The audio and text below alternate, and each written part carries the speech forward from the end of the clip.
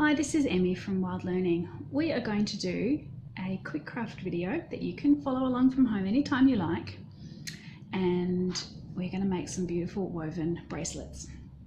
So you're going to need a couple of things for this activity. You're going to need some cardboard cut into the circle, and it's about the size of my palm of my hand. And it doesn't need to be perfect, so I've just cut that freehand, but you could draw around something like a coffee mug if you wanted to get a perfect circle. And you're going to need some string or some yarn or some wool, and it's up to you whether you use all the same colour or whether you want to use a combination. But you're going to need 7 pieces, and you want them to be about the length of your arm. So start by measuring one end in the centre of your chest, and then we're going to stretch out all the way to the tip of your fingers to the other side. And that's about the size of the yarn that you want to cut. So you're going to need 7 pieces of yarn and 1 cardboard circle. So go and grab those things and then we'll get started. Let's do step 2. So you're looking at here my little cardboard circle, and what I'm going to do first is I'm going to cut 8 little snips into that with a pair of scissors. So this is definitely one to get grown-ups help with, because cutting into cardboard can take a bit of muscle strength, and it's obviously important to do it really safely as well. So I've just cut 1, 2, 3, 4, and now I'm going to do 1 in between each of those 2, which will give me 8 evenly spaced little snips. Yep. And then I'm going to make a hole in the very center of my cardboard, and I'm doing this with my fingers nice and clear so that I don't end up punching a hole in anything other than the cardboard. So I've got a cardboard circle now which has 8 little snips around the side and a hole through the center. Now we want to feed through the yarn so that the knot is at the back and all of the tails are at the front. And it sort of helps to do this a few strands at a time rather than trying to get the whole lot through.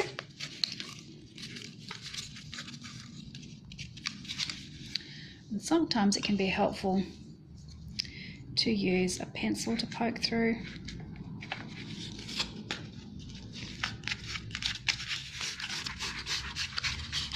Those ends. So I'm almost done. I've got one more strand there that needs to come through.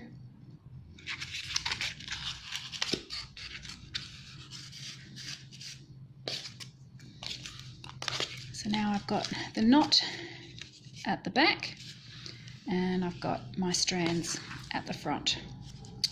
So what I'm going to do now is I'm going to work 1 strand into each of the little cuts. And if you are good at numbers, you've probably noticed that I've got 8 cuts and 7 strands, so there's a free spot there. And then you'll see on the back there's 1 strand coming out of each side. So that's the complicated bit.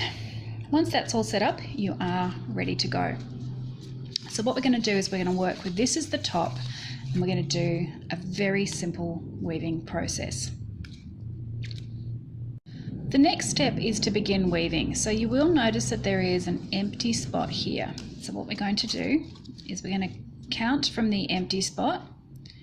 Empty, 1, 2, 3, and then we're going to take that string that is in the 3rd spot and move it down to the empty. And then roll the wheel. Empty, 1, 2, 3, down to the wheel. Empty, 1, 2, 3. Empty, 1, 2, 3.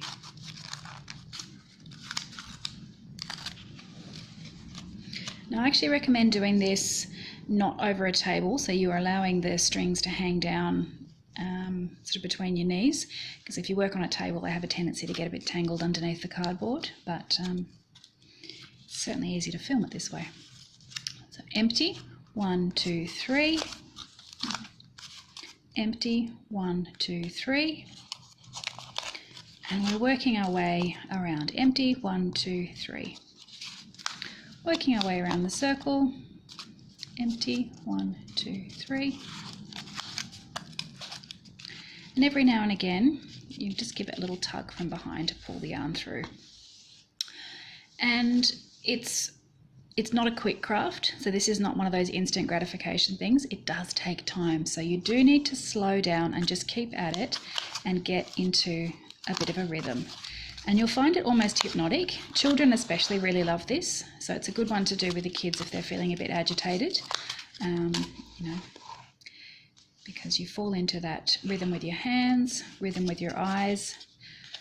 Count, move, count, move, count, move.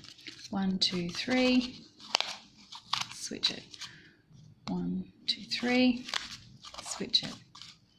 1, 2, 3, switch it. And that's all there is to it. And after a while, when you flip it over, you will have woven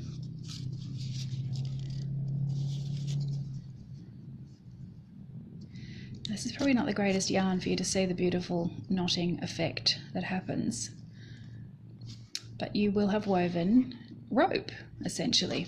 You have knotted a beautiful rope. And if you're using multiple colours, they will weave together like a beautiful rainbow braid. And if you're using all the same colours, you'll really notice the knotting effect.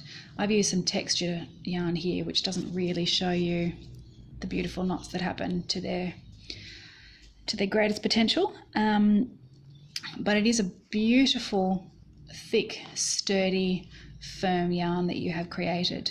So the longer you weave, the longer your braid will become. But the hand to heart length string should produce something that is long enough to wrap around your wrist, or as a short necklace. They make lovely keychains as well. So these are lovely gifts to make, but they're also quite practical. There's all sorts of things that you can do with your own woven rope, and that's all it takes to do is 1, 2, 3, twist, and you keep going until you get the end, and then you just tie a single knot to join all of the yarns together, just the way we started it. So we started with tying them all in one big knot. We'll do the same thing at the end, and then if you want, you can trim off those ends, and that's all there is to it. It's quick, it's cheap, it's really, really relaxing. You will surprise yourself at how hypnotic it is to do this sort of quick weaving. And there's all sorts of things you can do with a lovely braid that you make using this method. So there we have it. Super quick woven friendship band craft. Love to see photos of what you come up with. Bye for now.